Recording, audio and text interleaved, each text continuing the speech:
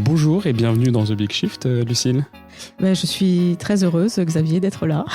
Tu es la deuxième personne qui m'est recommandée chèrement par Pierre Gilbert, le fondateur de Sator, la plateforme de formation.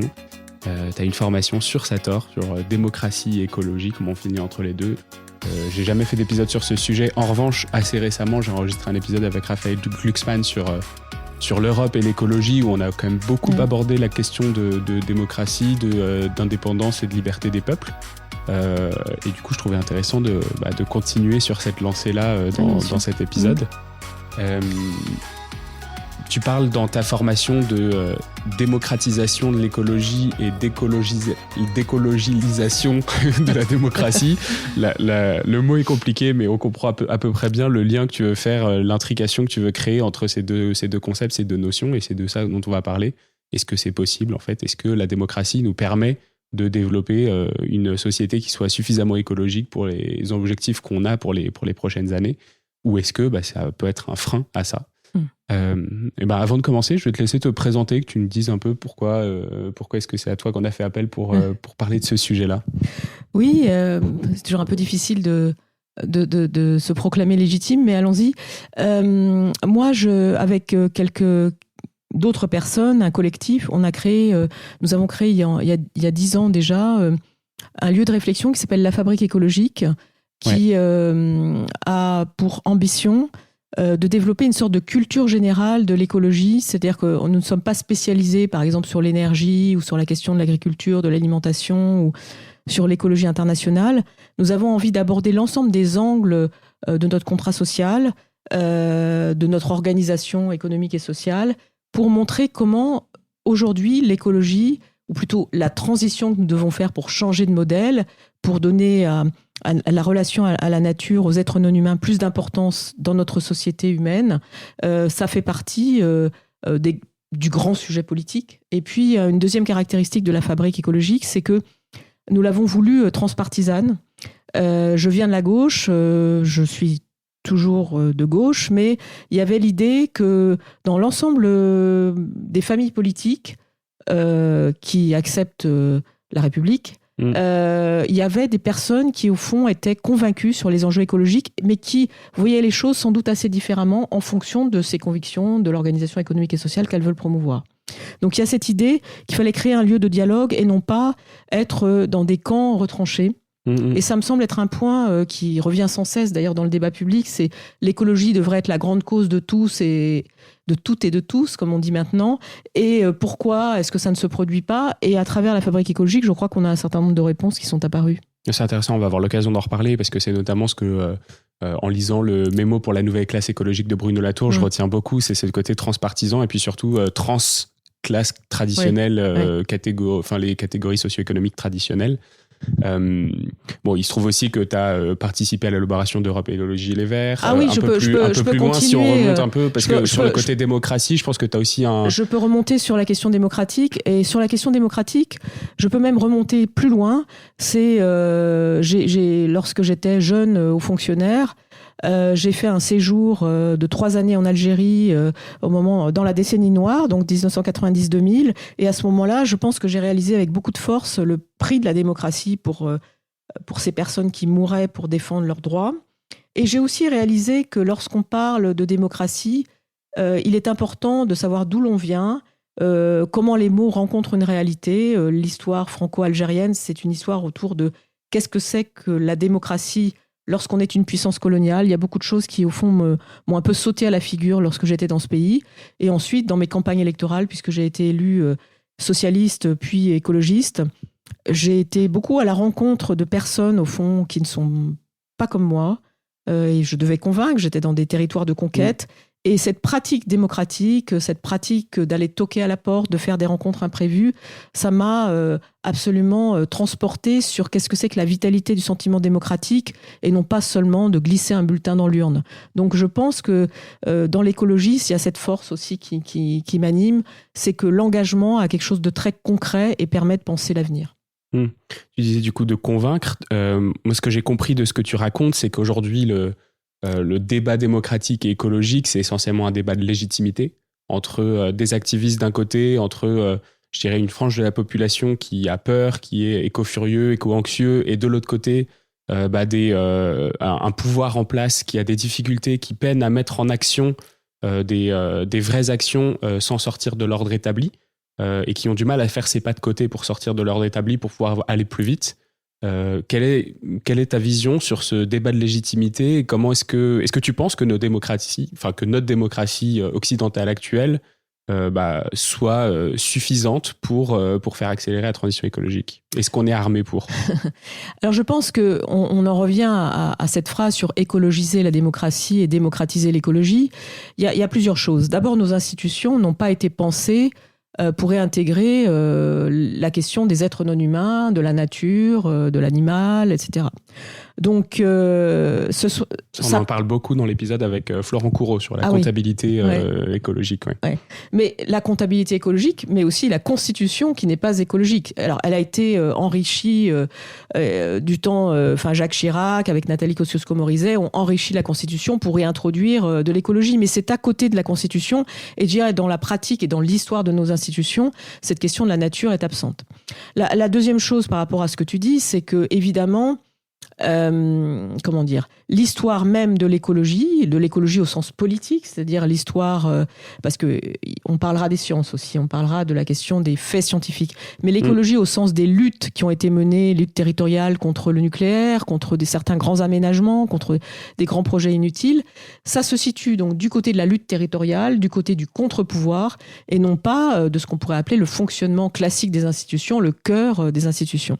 Donc il y a une sorte de ligne de tension entre des institutions qui n'ont pas été pensées pour y intégrer la question écologique, et de l'autre côté, une sorte de bourrasque verte qui arrive, qui date des années 70, mais qui aujourd'hui prend une tournure beaucoup plus forte à cause de l'urgence écologique, qui est démontrée tous les jours parce que nous vivons en termes de sécheresse, d'inondations, de catastrophes, qui est démontrée par les faits scientifiques et les rapports du GIEC. Et donc, à partir de cette bourrasque verte, que peut-on faire?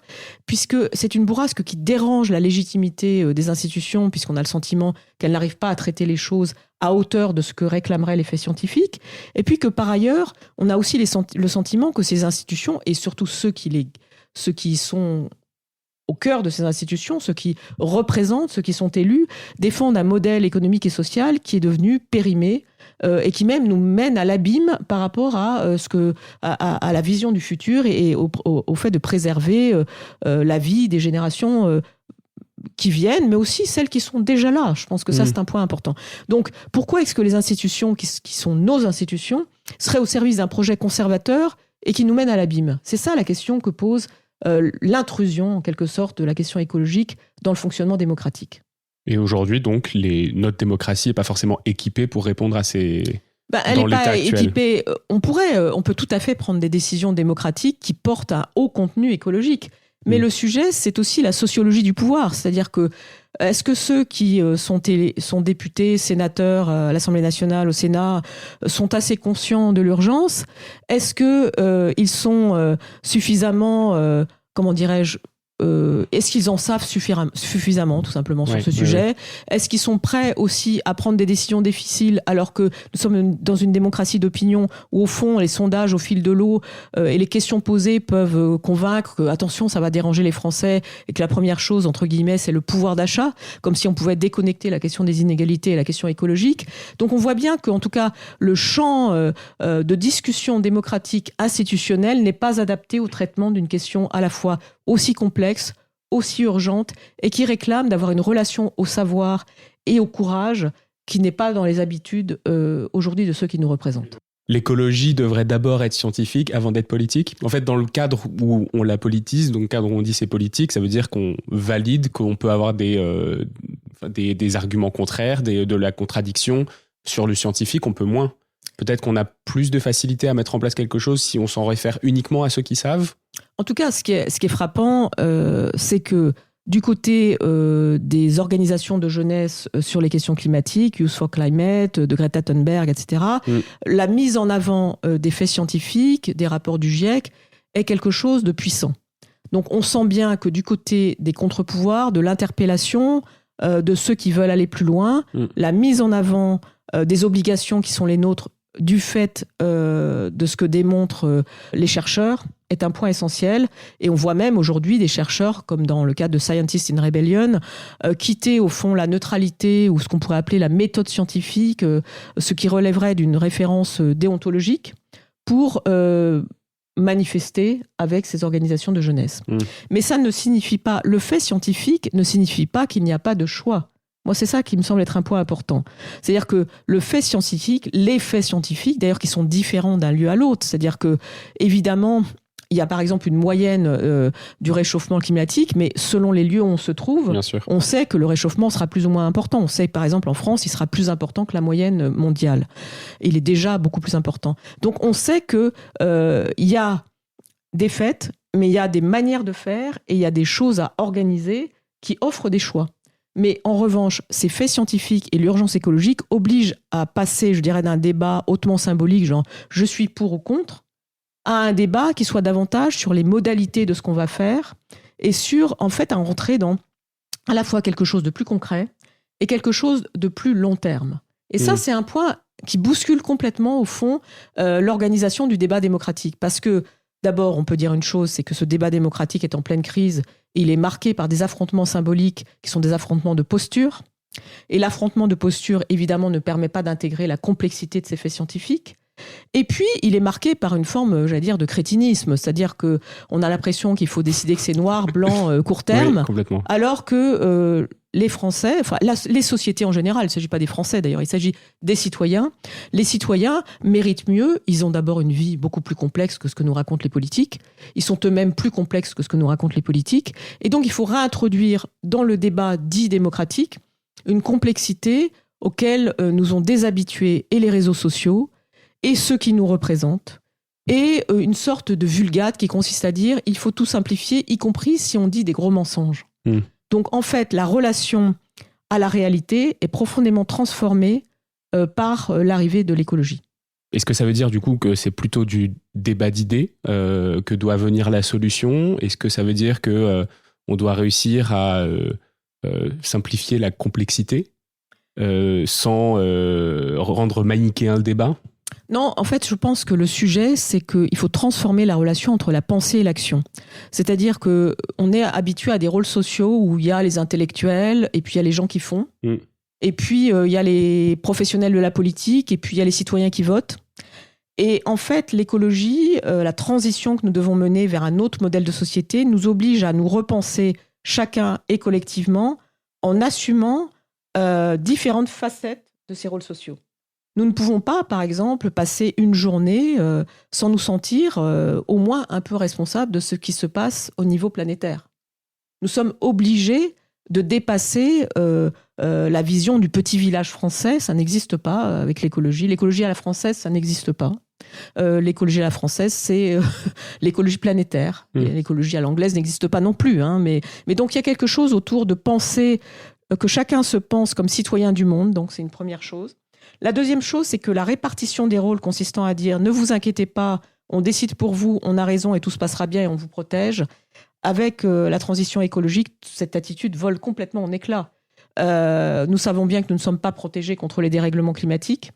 Nous savons très bien aussi que nous devons agir comme citoyens responsables et essayer de comprendre ce qui arrive et davantage contrôler ceux qui exercent des responsabilités. Donc, dans l'écologie, il y a quelque chose qui modifie la relation entre ceux qui exercent le pouvoir et les contre-pouvoirs. Il faut qu'il y ait davantage d'interrelations et aussi que ceux qui se voient comme contre-pouvoirs, lanceurs d'alerte, s'habituent à l'idée que les institutions sont les leurs et qu'ils peuvent les conquérir. Ça nous invite à, au fond, regarder en face cette République, cette démocratie française et à nous dire « mais c'est la mienne ». Et l'État, ça nous oblige à considérer que l'État, c'est mon État, notre État. Lorsque la pétition de l'affaire du siècle a réuni plus de 2,3 millions de signatures, je pense vraiment que c'est parce qu'elle était une pétition sur la question de l'État et de ce que serait un État écologique. Je ne crois pas que autant de gens auraient signé s'il y avait juste eu transition écologique. Mais l'idée, c'était bien que l'État devait changer, que l'État devait devenir notre État écologique, et que dans le même mouvement, évidemment, il serait sans doute, et je l'espère, un État pratiquant la justice sociale différemment de ce qui se passe aujourd'hui. Bon, alors je connais probablement ta réponse sur ce sujet. Il faut que je te laisse boire ton thé parce que je te fais parler depuis le début. Je connais probablement ta réponse sur le sujet, mais du coup, pour essayer de comprendre un peu vraiment ce besoin de démocratie, est-ce qu'il ne nous faudrait pas tout simplement une bonne vieille dictature verte qui nous permette d'accélérer à fond la transition? Aujourd'hui, on dit que la Chine, ils ont multiplié par 100 ou 150 leur installation de photovoltaïque sur leur territoire, qu'ils se sont complètement transformés en l'espace de 20 ans. C'est des choses qui sont complètement impossibles dans une démocratie comme la France aujourd'hui. Est-ce qu'il ne faudrait pas une planification écologique forte avec une dictature ou au moins un autoritarisme très fort sur le sujet? Oui, bien sûr. Cette question, d'ailleurs, revient dans l'ensemble des débats sur l'écologie et on voit bien combien, au fond, elle répond à une angoisse. Alors, sur la question de la dictature, il y a plusieurs choses. Parlons d'abord des dictateurs. Les dictateurs, je n'en connais pas qui soient verts. Le dictature verte, aujourd'hui, ça n'existe pas. En tout cas, le dictateur vert est une figure qui n'existe pas. Xi Jinping, puisqu'on souvent on cite la Chine, qui est, je ne sais pas si c'est un dictateur, en tout cas c'est un autocrate, est quelqu'un qui effectivement a développé une stratégie d'installation de la Chine comme dans le renouvelable et dans le nucléaire, qui est extrêmement déterminée, volontaire, en y mettant tous les moyens. Mais j'ai quand même coutume de dire que ça signifie... Bon, d'abord, il y a la question du charbon, c'est-à-dire que ce n'est pas pour autant que la Chine a renoncé au charbon, et donc mettre en avant le renouvelable, ça n'empêche pas le fait que la Chine continue en fait à avoir une dépendance au charbon et que la pollution que subit la population soit immense. Mais surtout, ce qui est important, c'est de voir ce que la société chinoise manifeste. C'est-à-dire que la société chinoise, à quoi est-ce qu'elle fait face? Elle fait face à des pollutions industrielles terribles. Il y a des villages du cancer. Elle a manifesté à de très nombreuses reprises contre le pouvoir à Pékin pour cela même, à cause des liens entre santé et environnement, à cause de la dégradation en fait de la santé des Chinois liée au fait qu'ils sont l'usine du monde.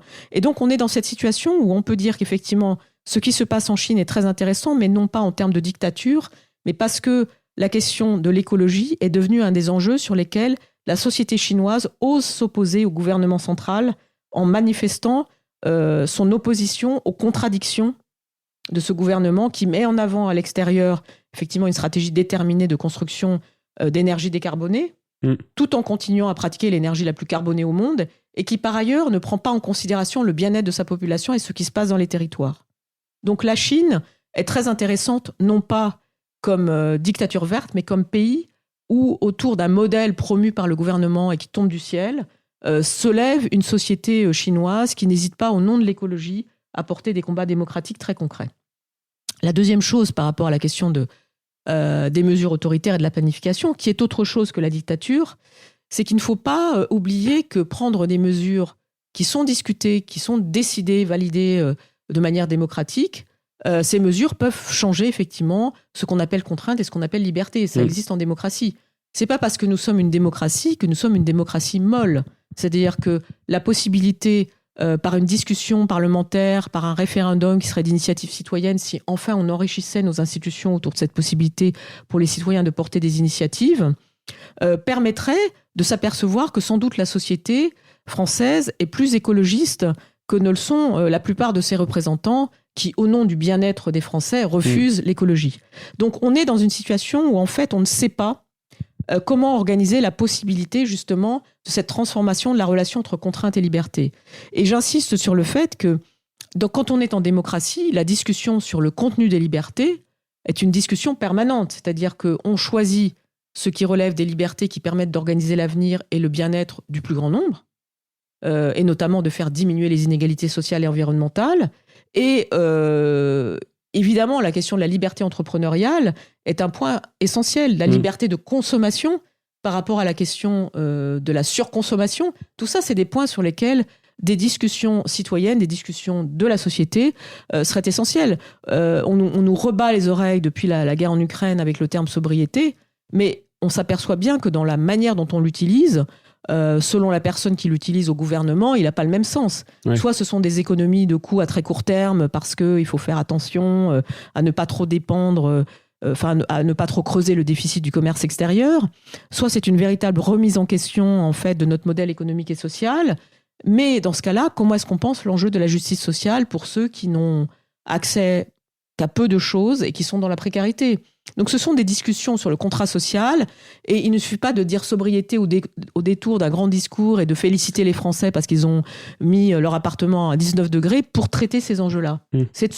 En fait, quand on parle dictature verte, ce qu'on montre, c'est que, à contrario, nous sommes dans une situation où sur des sujets très graves, sur la question du progrès, de la croissance, etc., nous aurions besoin de débattre et qu'à ne pas en débattre, ceux qui souffrent de cette absence de débat disent « mais au fond, que nous reste-t-il si ce n'est imaginer une dictature fictive dont ils savent qu'elle n'existera pas pour manifester combien ceux qui représentent la démocratie ne pratiquent pas l'exercice démocratique ».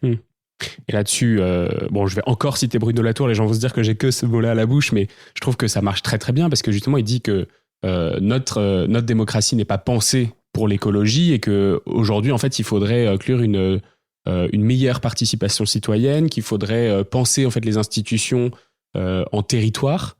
Qu'est-ce que ça représenterait donc comme modification pour toi? Donc en gros, ça voudrait dire décentraliser. On a vu aussi que les initiatives comme la Convention collective pour le climat, comme le grand débat qui était fait au niveau national, on se retrouvait plutôt être des échecs.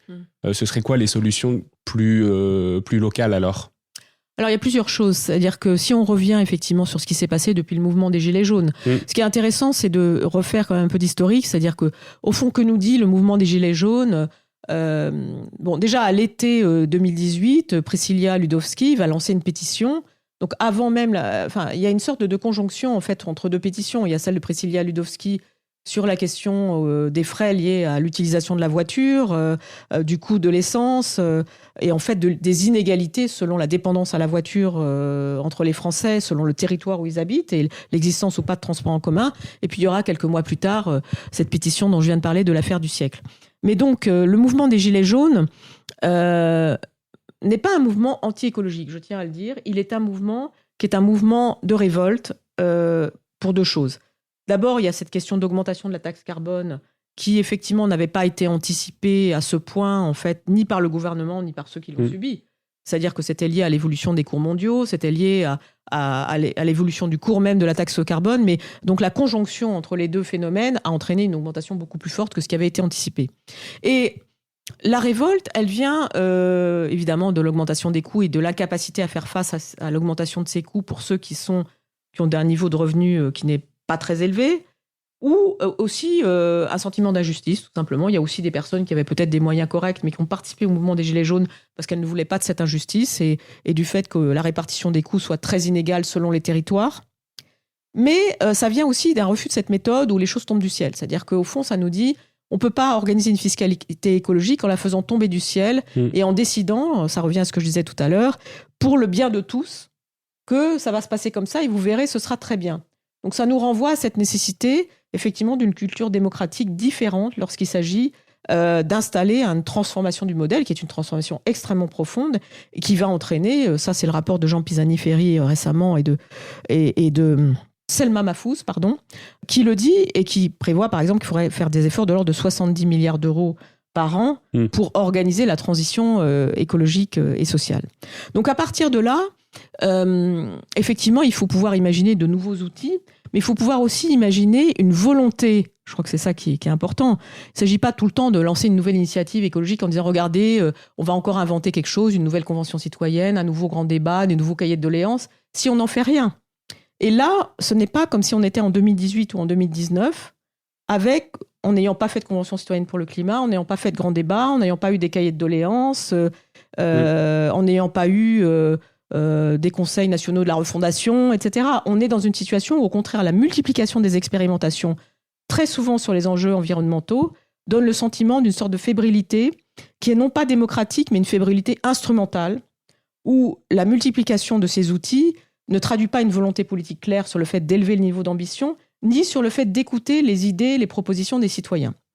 En ce sens, la Convention citoyenne pour le climat est une initiative passionnante qui a donné des résultats qui ne sont ni noirs ni blancs. Si je peux en parler, en dire deux mots. Oui, bien sûr. Il y a plusieurs choses. D'abord, dans la méthode de tirage au sort et dans le fait de sélectionner un panel de 150 citoyens représentatifs de la société française, je pense que c'est très intéressant. évidemment, en plus en favorisant plutôt certains territoires et certaines personnes qui ne sont pas dans des situations très, très, très favorables sur le plan du revenu. Ça, c'était aussi une très bonne chose. Mais c'est ce qu'on appelle, la Commission nationale du débat public appelle ça plutôt des mini-publics, c'est-à-dire qu'on a 150 personnes et nous sommes 68 millions en France. Après, ce qui est très intéressant, c'est l'idée que c'est pas une expérience de démocratie participative et de démocratie délibérative. C'est-à-dire que c'est pas, on vous demande pas votre avis et ensuite, ça y est, on fait ce qu'on veut. Il y a une délibération et donc les propositions des citoyens sont des propositions réfléchies, reposant sur une élévation du niveau de savoir et une discussion collective. Mais le fait qu'un mini-public délibère ne lui donne pas une légitimité à hauteur, me semble-t-il, des assemblées de l'Assemblée nationale et du Sénat, qui sont des assemblées qui ont vocation à représenter l'ensemble du corps électoral français. Et donc, on n'a pas pensé à l'avance cette question de comment on passe d'un mini-public à l'échelle nationale. Ça, c'est le problème fondamental, et je ne peux m'empêcher de me dire que si on n'y a pas pensé, c'est peut-être parce qu'on voulait... Je ne suis pas complotiste, hein, mais que dans l'implicite, dans l'impensé, il y a quelque chose du genre, on en fera ce qu'on pourra. Oui. Et donc, une manière de ne pas prendre au sérieux cette question du passage à l'échelle qui est fondamentale. Donc, par rapport à ce que tu dis sur le fait qu'il faut faire des expériences locales, territoriales, donc quelque chose qui relève plus du mini-public, et en tout cas qui n'est pas à l'échelle nationale, moi, je dirais plutôt spontanément que l'enjeu, c'est le passage du mini-public ou de l'échelle locale à l'échelle nationale pour pouvoir organiser ce projet de société commun qui nous manque tant. Et alors là, intéressant, qu'est-ce que ça aurait pu être ? Ça aurait pu être une plateforme d'intelligence collective massive où toutes les propositions de la Convention collective pour le climat sont référencées avec des gens qui peuvent voter, apporter leurs contributions et après on récupère le meilleur de tout ça ? Non, c'est marrant que c'est une question peut-être de génération, que tu penses tout de suite à une plateforme. Moi, comme ça a été pour le grand débat d'ailleurs, où il y a eu des propositions très intéressantes qui ont été faites, bon, pourquoi pas une plateforme ? Mais moi, très spontanément, j'aurais plutôt pensé à des rencontres physiques entre des parlementaires en amont, et même une association et la possibilité pour les parlementaires et les citoyens de discuter à un certain nombre d'étapes pour que les citoyens aient d'abord en tête ce qu'est une mécanique parlementaire et comment ça fonctionne, au fond, la fabrique de la loi, et que les parlementaires aient en tête la façon dont les citoyens se positionnaient. Parce qu'aujourd'hui, ce qui me frappe, c'est que, par exemple, dans tous les débats parlementaires, on passe son temps à convoquer les Français, les sondages d'opinion, etc. Mais j'ai quand même l'impression que très souvent, ils sont convoqués juste pour défendre des plaidoyers pro-domo, et que la vraie rencontre physique, si je puis dire, entre des Français ordinaires et leurs représentants n'existe pas. Donc il y avait ça, et en plus, ça me semblait important par rapport à ce que je disais tout à l'heure sur les institutions, que les institutions qui doivent retrouver de la légitimité grâce à l'écologie, alors que pour l'instant c'est plutôt l'inverse qui se produit, ça ait pu rendre compte aux parlementaires qui s'aperçoivent que là il se passait quelque chose de très concret, de très intense, et que ça leur permettrait de retrouver une relation avec les citoyens. Et puis je pense aussi qu'il aurait fallu placer vraiment les citoyens en situation de responsabilité, et donc leur donner des hypothèses budgétaires, économiques, etc. Or, il se trouve qu'il n'y avait aucune hypothèse budgétaire. Comme si l'argent, c'était trop sérieux pour les citoyens. Ben non, en fait. Je crois qu'au contraire, dans un débat qui est en permanence hanté par la question économique, combien ça va nous coûter, le pouvoir d'achat, etc., il y a un moment où, justement, collectivement, on peut réfléchir aux investissements qu'on veut faire sur la question écologique. Bon, alors ça, c'est le passage à l'échelle du mini-public, comme tu l'appelles, au national. On a quand même aussi un autre gros problème, c'est qu'en fait, quand on est la France, l'écologie à la française, ça n'existe pas, c'est toi qui le racontes. Donc en fait, c'est une écologie européenne, c'est une économie mondiale, c'est une écologie mondiale. Donc on a aussi ce passage à l'échelle nationale, à l'échelle européenne, à l'échelle mondiale, et là on voit aussi que ça fait 20 ans qu'on a des belles avancées dans des COP, mais que ça fait quand même 30 ans qu'on devrait avancer 30 fois plus vite. Comment est-ce qu'il y a ce truc-là aussi au niveau de cette démocratie ? Comment est-ce qu'on fait aussi d'ailleurs pour échanger avec des pays qui sont plutôt autocratiques, voire dictatoriaux, quand on est une démocratie où du coup on a peut-être un peu moins de pouvoir de forcing sur ces sujets ? Oui, alors ce qui est intéressant sur l'Europe, et on est quand même à quelques mois d'élections européennes en 2024, en juin 2024, qui vont être des élections très importantes sur les questions écologiques. Ce qui est important, c'est que l'Europe, de longue date, a voulu jouer un rôle moteur sur la transformation du modèle économique-social pour qu'il soit plus écologique. ça date dès les années 70. Sicko Mansholt, un Néerlandais qui était président de la Commission européenne, a été très, très bouleversé par le rapport du Club de Rome de 1972 et il voulait le défendre. Mais il s'est heurté, pour le coup, aux représentants des États membres. La décennie 70, c'est cette décennie où on aurait pu basculer vers un autre modèle et on a choisi le modèle productiviste. Les COP, c'est 20 ans après. C'est après le sommet de Rio de 1992 et la première COP, c'est en 1995. Et l'Europe a toujours... D'ailleurs, la première COP a lieu à Bonn, elle a lieu, Angela Merkel est ministre de l'Environnement. Donc, les COP ont toujours été l'occasion pour l'Union européenne d'être très en avant et de porter des préoccupations, de faire un pont avec les pays du Sud, de reconnaître la responsabilité historique, etc. C'était le cas notamment en 1997 avec le protocole de Kyoto, auquel les États-Unis n'ont pas été partie prenante. Donc, je dirais il y a une histoire plutôt en faveur de l'Union européenne. Ce qu'on peut dire aussi, c'est qu'en 2019, quand Ursula von der Leyen est élue présidente de la Commission européenne, elle l'est notamment grâce au fait qu'elle porte un programme écologique pour l'Union européenne, pour la Commission, qui s'appelle le Pacte vert, le Green Deal, qui est d'ailleurs qui ne fait pas partie, je dirais, des objectifs de sa ligne politique classique. Il vient plutôt des Verts allemands qui le portaient avec un volet social beaucoup plus affirmé.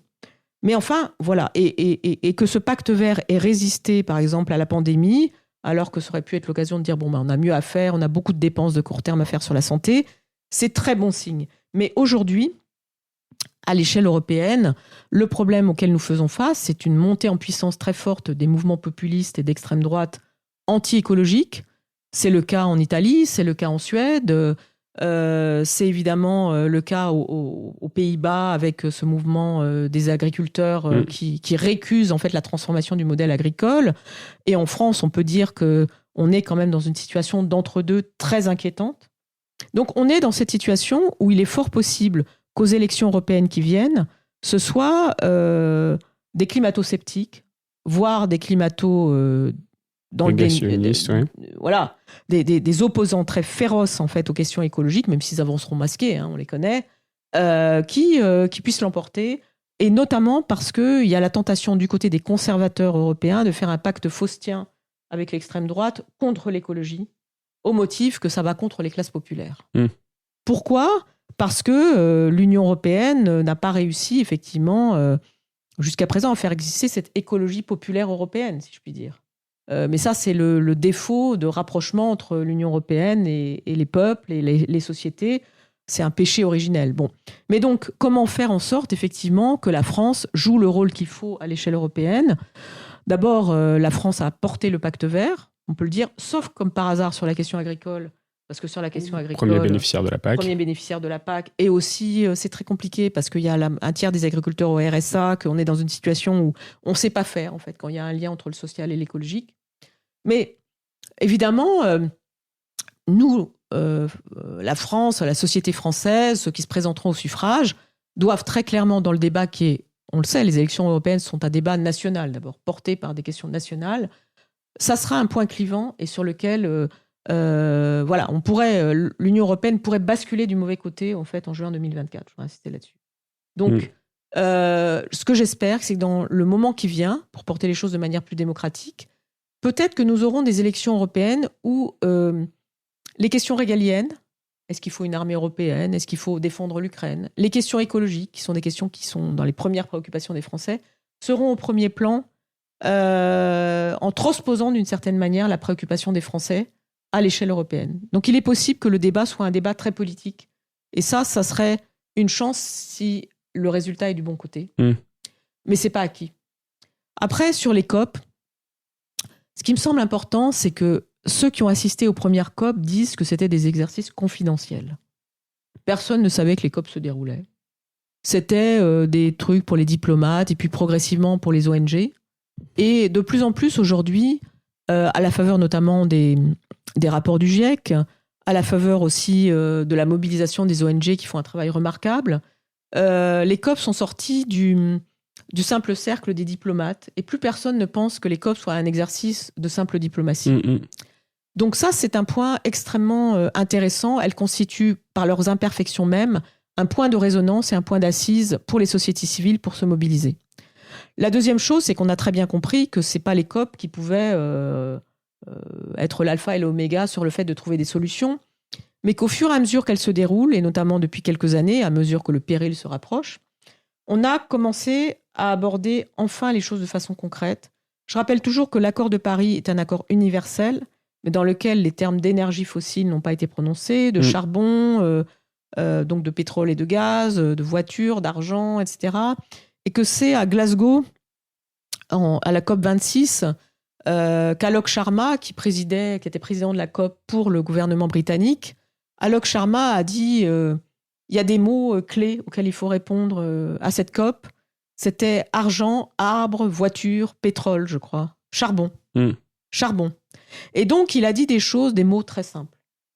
Donc, on était loin du langage diplomatique, du fait qu'il faut mettre les choses entre parenthèses, etc. Et c'est à cette COP qu'on a commencé à parler de la sortie du charbon. Et puis, in fine, on n'a pas pris une mesure aussi restrictive que celle qu'on attendait.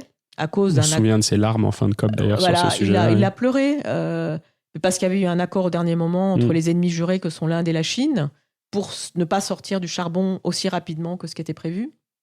Et puis, je dirais que ce qui s'est passé à Dubaï est quand même aussi assez extraordinaire. C'est-à-dire que moi, j'étais comme une grande majorité de personnes engagées très sceptiques sur la question de faire une COP à Dubaï. Et puis après, j'ai changé d'avis, en fait. Je me suis dit, mais la tenir chez le 7e producteur d'hydrocarbures au monde, forcément, ça obligera à parler des hydrocarbures. Exactement. Et c'est ce qui s'est passé. Et évidemment, chaque COP dure une quinzaine de jours, un peu plus de 2 semaines, parce qu'il y a toujours des prolongations. Et c'est toujours au dernier moment que ça se passe. Ça fait partie des psychodrames, des huis clos. Mais ce qui s'est passé est assez extraordinaire. C'est-à-dire que, y compris l'Arabie Saoudite, dont je rappelle qu'elle avait voulu s'opposer à l'accord de Paris en 2015, ça s'est passé vraiment au dernier moment qu'elle signe l'accord de Paris, qui soit universel. L'Arabie Saoudite, sur pression des Émirats Arabes Unis, a fini par accepter que soit mentionnée la transition away from. Away. Donc, ouais. Je ne sais pas comment le traduire en français. C'est la réduction planifiée, non planifiée. Ouais, mais... En fait, l'anglais, transitioning away, c'est très intéressant parce que c'est des espèces d'expressions idiomatiques qui permettent de résumer à la fois la nuance et le fait de le faire. Et donc là, on a la nuance. C'est-à-dire que transitioning away, c'est pas sortir d'eux. C'est pas non plus forcément réduire, mais ça veut dire planifier qu'un jour, on n'en aura plus. Mais away, c'est quand même en sortir. Away, c'est que ça dit quelque chose d'en sortir. Donc, il y a quelque chose qui s'est passé, qui a été permis par ce langage, jusqu'au dernier moment, chercher les mots. Et donc, dans la manière dont on cherche les mots et la nuance, il y a quelque chose qui s'est passé à cette COP28 qui est extrêmement réconfortant pour moi, mais sur un fond de progression des guerres et des dictatures partout. Donc toute la question, c'est comment ce qui s'est passé de réconfortant, mais de très fragile à Dubaï, peut être renforcé par un cours du monde qui cesse d'être aussi délétère. Moi, je pense qu'on a beaucoup parlé d'écologisation de la démocratie. Est-ce que sur la partie démocratisation de l'écologie, donc sur la partie peut-être plus citoyenne, sur le niveau individuel, qu'est-ce qu'on a dit qu'on pouvait essayer effectivement de mettre plus de participation citoyenne, d'essayer de faire en sorte de récupérer plus d'infos, mais concrètement, ça s'organiserait comment en fait ça ? Alors je crois qu'il y a plusieurs choses. D'abord, on peut revenir au local avec l'idée de faire des choses très concrètes au niveau local, mais je crois qu'il y a un enjeu autour du fait de se dire qu'il n'y a plus aucun domaine réservé à l'État, que ce soit les finances publiques, que ce soit des choses très techniques, etc.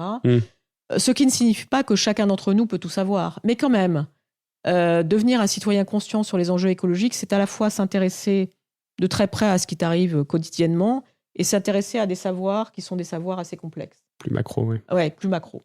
Mais ça signifie que chacun d'entre nous doit le faire à mesure de ses talents et de ce qu'il peut faire dans sa vie. On n'est pas obligé de se fixer non plus des objectifs inatteignables. Ça signifie qu'il faut organiser des collectifs. Donc moi, ça me semble très important. Dans un moment où, au fond, l'écologie est parfois un peu dévorée par les paroles individuelles, moi, je suis assez frappée du fait que chacun dit « moi, je suis écologiste parce que je suis comme ça ». Moi, ça ne m'intéresse pas du tout, en fait. Je ne pense pas être écologiste parce que je suis comme ça. Je suis écologiste parce que, justement, je veux porter un projet collectif démocratique et que j'ai envie, en plus, d'intégrer dans ce projet collectif des personnes qui sont des êtres non humains. Ça, c'est une chose, puisqu'on se réfère à Bruno Latour, qui l'a très très bien affirmé. Donc, donner la parole au fleuve, donner la parole tout en écoutant le fleuve, en fait. Donc, pour lui donner la parole... Les territoires dans lesquels cohabitent des êtres vivants, oui, c'est ça. Voilà. Donc ça, c'est quelque chose qui me semble important. Donc, la structuration de collectifs qui ne sont pas forcément des collectifs institutionnels, mais qui ne doivent pas décider que les collectifs institutionnels sont a priori des adversaires, des ennemis. Donc, comment est-ce qu'on fait par rapport à des collectifs constitués, des institutions, et par rapport à des collectifs informels, pour faire en sorte que du côté des institutions, elles soient bien davantage ouvertes à la société, et que du côté de la société, elles se réapproprient les institutions qui ont des langages, des calendriers, des manières de faire, des procédures, qui sont dévorées par la procéduralisation. Comment faire en sorte que le formel et l'informel puissent, d'une certaine manière, mieux s'interpénétrer de façon à trouver les voies de l'efficacité. Là-dessus, il y avait quand même eu la primaire populaire qui avait essayé de tenter de faire quelque chose à ce sujet-là, donc c'est-à-dire pénétrer quelque chose de très institutionnel avec quelque chose de très citoyen, et ça avait été un échec. Alors je ne sais pas si l'échec c'était le système ou la façon dont ça avait été amené. J'ai pas de leçon à donner à qui que ce soit, parce que je trouve que cette initiative était remarquable. En revanche, on voit bien que dans la question de l'incarnation, il y a eu un problème. C'est-à-dire qu'au fond, quand on organise cette possibilité que des collectifs informels et plus formels se parlent davantage et que donc la différence culturelle soit surmontée, on voit bien aussi qu'en politique, autour de l'écologie, c'est difficile de faire émerger des individus qui incarnent un collectif. On a un sujet dans notre démocratie actuelle sur ce lien, cette interrelation entre l'individu et le collectif. Qui est légitime à incarner ? Un certain nombre de personnes s'auto-proclament légitimes. Les réseaux sociaux aident à devenir légitimes en l'espace de 3 clics, ou plutôt de quelques millions de clics. Mais ça ne signifie pas que pour autant que la profondeur des savoirs, que la capacité à porter la sincérité s'acquiert par le clic. Et donc, on a à trouver une espèce de manière d'hybrider, si je puis dire, ce qui relèverait des réseaux. Moi, je ne suis pas contre les réseaux, je suis totalement ignorante et j'ai envie de le rester par rapport aux réseaux parce que je pense que c'est une manière de se préserver et de trouver une forme de profondeur. Mais je pense qu'ils sont extrêmement utiles pour démultiplier l'influence et faire changer les choses. Et donc, comment est-ce qu'on hybride cette culture des réseaux et un retour à une forme d'humanisme en profondeur qui donne sa place à la nature ? Le numérique et l'écologique, ça ne va pas de pair, contrairement à ce qu'on nous raconte. Retrouver le sentiment de la nature, retrouver la protection qu'apporte le fait d'être déconnecté du monde pour retrouver ensuite la capacité à aller vers le collectif, c'est important. Comment mais c'est aussi une question posée à faire écologie, faire projet de société autour de l'écologie. Quand on lit les ouvrages de Rachel Carson, on s'aperçoit que ces lanceurs d'alerte étaient souvent assez isolés, qu'ils créaient des collectifs en termes de minorité active, mais pas en termes de vocation à conquérir la majorité. Et au fond, l'urgence écologique nous oblige à nous poser cette question de la conquête majoritaire différemment. Aujourd'hui, on ne peut pas se passer d'une conquête majoritaire, alors même qu'on a le sentiment qu'aujourd'hui, l'écologie est plutôt renvoyée, est fragilisée, rendue vulnérable par cette explosion guerrière et populiste. Mais c'est d'autant plus dur d'en rester isolé alors. Oui, mais ces collectifs, il faut les constituer, il faut qu'ils animent l'espace public, qu'ils aident à vivre une vie démocratique continue, comme l'ont dit par exemple Dominique Rousseau et Sandra Laugier, de manière assez forte depuis plusieurs années. Mais cette vie démocratique continue, ça ne résout pas la question d'accéder au pouvoir. La vie démocratique doit être aussi articulée à la conquête du pouvoir institutionnel. Et là-dessus, je n'ai pas de réponse, mais j'observe que c'est plutôt une aporie ou une difficulté. Je pense que l'écologie arrive à se démocratiser et en tout cas être partagée par des collectifs. Mais ces collectifs sont souvent démunis ou n'ont pas envie de se poser la question de l'accession au pouvoir national, là où, au fond, tous les coups sont à prendre. Toute la question des compromis doit se poser et l'articulation avec l'économique et le social est aussi extrêmement forte à organiser. Et pour l'instant, on ne sait pas très bien comment organiser ces articulations sans créer de la vulnérabilité sociale. Oui, je l'ai déjà dit dans un épisode, mais j'ai enregistré avec Marine Tondelier et à la question, je lui avais dit « Qu'est-ce que tu ferais si tu arrivais au pouvoir ?» Elle m'avait dit « J'ai pas prévu d'arriver au pouvoir. » Et effectivement, je pense que ça représente très très bien ce que tu dis sur on planifie pas du tout le après, quoi. Oui, mais on ne peut pas répondre ça, en fait. On est obligé... d'abord, Marine Tondelier ne peut pas se poser la question seule, et c'est peut-être que sa réponse était ça aussi. Peut-être. Mais évidemment que collectivement, les écologistes, mais aussi, enfin, je veux dire, pas seulement les partis politiques, ceux qui portent une voix forte sur l'écologie, qui investissent beaucoup, qui sont engagés, doivent se poser la question de comment je ferais. J'avais regardé cette série scandinave qui se passait dans un pays fictif qui s'appelle Occupied, il se passait dans un pays fictif où un premier ministre vert arrive au pouvoir au moment en fait où il y a une invasion par la Russie, ça peut être une invasion de la Finlande, et en fait dans cette situation il est obligé petit à petit de renoncer à ce qu'il avait proclamé pour être élu. On la trouve où cette série ? Je l'avais trouvée, je sais plus où, peut-être sur Netflix, mais enfin en tout cas cette série est extrêmement intéressante, mais elle date d'il y a, je sais pas, 4-5 ans. Ok. Et en fait, elle pose la question de ce qui se passe quand on est au pouvoir, en situation qu'on n'a pas anticipée, et comment est-ce qu'on fait pour que continue à porter ses principes. Et par ailleurs, faire en sorte on a été élu sur un plan et on ne peut pas forcément le mettre elle a en prévu, pratique. Et aujourd'hui, en plus, je pense que c'est très compliqué parce que le monde est de plus en plus incertain et plutôt dans le mauvais sens, comme on vient de le dire. Mais on est obligé d'envisager ces scénarios et de se dire je suis obligé d'être écologiste et de porter la capacité à décider de manière réaliste, mais toujours, je pense que l'écologie, ce qui est important, c'est que ça oblige à porter toujours la question du temps long. Ça, c'est quand même quelque chose qu'on apprend à travers le GIEC, à travers les réflexions des chercheurs. Toujours porter le temps long et toujours porter en même temps la capacité de réactivité qu'implique le monde très incertain dans lequel on se trouve. Et c'est encore plus dur quand on parle de temps long, alors que nous, dans nos démocraties, alors évidemment, par exemple, si on prend l'exemple de la Russie, où Poutine vient d'annoncer qu'il allait se présenter pour un 5e mandat et que ça fait sourire, mais ça fait réagir personne. Nous, on a des changements majeurs à peu près tous les 5 à 10 ans. Comment est-ce qu'on fait pour imprimer ce temps long aussi, en ayant... donc tu parlais de collaboration, d'éviter de penser les autres comme des adversaires, mais plutôt comme des collaborateurs. Mais concrètement, c'est quand même difficile. Des alliés potentiels. Et je ne suis pas sûre que c'est en passant son temps... à dire l'écologie c'est l'anticapitalisme ou l'écologie c'est ci, c'est ça. Ou alors, moi par exemple, je pense qu'évidemment la question de la décroissance est centrale, mais il faut essayer à chaque fois de donner des exemples, d'expliquer et de ne pas rester à quelque chose de très théorique, de très abstrait, qui permet, qui est sinon récupéré par les marchands de peur qui ensuite vous disent on va vous protéger de la décroissance, on va vous protéger des écolos-fous, etc. On voit bien que tous ces représentants, tous ces politiques qui disent on va protéger les Français, c'est quand même extrêmement limite en fait. C'est une manière de leur dire ne faites pas attention à ce qui vous arrive, encore une fois on s'occupe de tout. Et on voit ce qui est en train de se passer. On voit ce qui est en train de se passer. Il n'y a pas de protection contre le cours du monde. En revanche, il y a la capacité à être lucide et à organiser dans le cadre de notre contrat social et de nos institutions une démocratie qui protège les plus vulnérables et qui, pour cette raison, fasse un certain nombre de choix économiques, de choix de fiscalité, de choix de redistribution, de choix de rénovation thermique, de choix de transport en commun. Voilà, ce sont des choix collectifs à porter ensemble.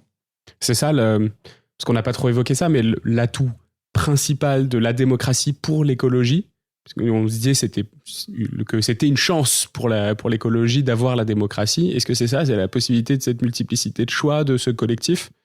Oui, c'est la possibilité de cette multiplicité de choix, mais ça signifie aussi que ceux qui les portent ne doivent pas céder eux-mêmes au court-termisme, doivent être porteurs d'un discours assez radicalement différent du discours politicien et doivent donner à la question de la complexité des savoirs et des choix politiques courageux beaucoup de portée. En fait, faire un geste vers ceux qui peuvent être des adversaires comme des entrepreneurs, faire un geste vers ceux qui ne sont pas forcément de ton camp mais qui ont pu porter des choses fortes en termes de mesures sociales, ça me semble important. La segmentation du monde politique, du monde politicien est quelque chose qui nuit beaucoup à l'écologie, mais ce qui nuit beaucoup aussi à la transition écologique, enfin à la révolution écologique plutôt, c'est aussi le fait de ne pas savoir de quoi on parle, de se contenter de postures. Ça me semble être important. À chaque fois qu'on s'exprime, qu'on propose des mesures, ce qui est important, c'est de les nourrir par quelque chose, une vraie réflexion, un peu opérationnelle et technique. La politique doit cesser d'être une affaire de slogans et d'un nombre limité de caractères. Et pourquoi pas faire la grève des réseaux sociaux pendant un certain temps pour se donner le temps d'approfondir, le temps au lieu de rédiger des trucs sur X, s'obliger chaque jour à lire un paragraphe d'un bouquin, un chapitre d'un bouquin, deux chapitres d'un bouquin, ça serait bien. Revenir dans cette culture de l'approfondissement, faire des choix, savoir séquencer son temps personnel, ça oblige aussi et ça permet de retrouver le temps long. Quand Poutine, j'ai essayé d'appliquer ça. Moi. Quand Poutine dit qu'il va gagner la guerre, c'est qu'il sait qu'il a le temps pour lui. Et qu'il compte sur le fait que nos démocraties sont des démocraties d'hystérisation du champ du débat démocratique, du temps très court, de se dire « Ah mon Dieu, mais si je fais pas ça, est-ce que je serai toujours en place demain parce qu'on craint de perdre sa place ?» C'est pas très grave en fait de perdre sa place en termes de place institutionnelle pour changer les institutions elles-mêmes et leur esprit. Écoute, merci beaucoup pour cette conclusion. Ça fait 50 minutes qu'on enregistre. Est-ce que tu as, pour terminer, un espoir qui soit quelque chose d'autre que ce qu'on vient d'évoquer pour démocratie et écologie, pour bien lier ces deux notions et pour peut-être les élections de 2024 ? Tu disais, ton premier truc, c'était qu'on arrive à avoir un vrai débat politique de fond sur le sujet. Je pense que ça, c'est le souhait de tout le monde. Est-ce que toi, tu en as un très spécifique là-dessus ou... Moi, j'aimerais beaucoup que des personnes qu'on n'attend pas puissent participer à ce débat, parce qu'aujourd'hui, dans l'offre politique qui existe pour 2024, il y a en quelque sorte des jeux de rôle qui sont très convenus. Et donc, j'espère que des paroles politiques à la fois profondes et neuves peuvent s'exprimer. Et puis, j'exhorte ceux qui sont là depuis plus longtemps, au fond, à changer eux-mêmes, à être, par rapport à l'écologie, beaucoup plus dans une situation où ils la prennent en considération. Je crois aussi au fait que les gens peuvent changer. Mais je crois aussi que ce qui vient de se passer, par exemple, sur la loi migration, éclaire le fait que si on veut envisager la question démocratique et la question écologique, il faut y intégrer des enjeux auxquels on ne pense pas spontanément. L'écologie et la démocratie fonctionneront d'autant mieux ensemble qu'on y intègre des enjeux d'humanisme, des questions qui relèvent de nos choix collectifs. L'écologie, c'est pas un couloir de nage, en fait. C'est quelque chose qui nous oblige à repenser notre contrat social. Merci beaucoup, Lucille. À bientôt. Et puis, si vous êtes encore là, c'est que vous êtes notre auditeur préféré. N'hésitez pas à laisser 5 étoiles et un commentaire sur Apple Podcast. Ça nous aide énormément. Et je vous retrouve, c'est le début de l'année, donc d'ici 10 jours pour le prochain épisode. À bientôt. C'est la fin de cet épisode de The Big Shift. J'espère qu'il vous a plu et que vous en avez retiré quelque chose pour votre vie quotidienne. C'est ça le plus important. C'est beaucoup plus simple de parler du sujet sensible de l'environnement quand ses amis ou sa famille sont vraiment informés. Alors partagez le plus possible The Big Shift, ça aidera tout le monde. Et si vous avez des questions, des sujets que vous souhaitez qu'on aborde, des invités que vous voulez entendre, ou tout simplement que vous voulez qu'on discute de cet épisode, envoyez-moi un message sur LinkedIn. The Big Shift est produit par Echoes Studio. Si vous avez un projet audio, contactez-nous sur www.echoes.studio. Merci d'avoir écouté jusqu'au bout. Je vous retrouve très bientôt pour un nouvel épisode.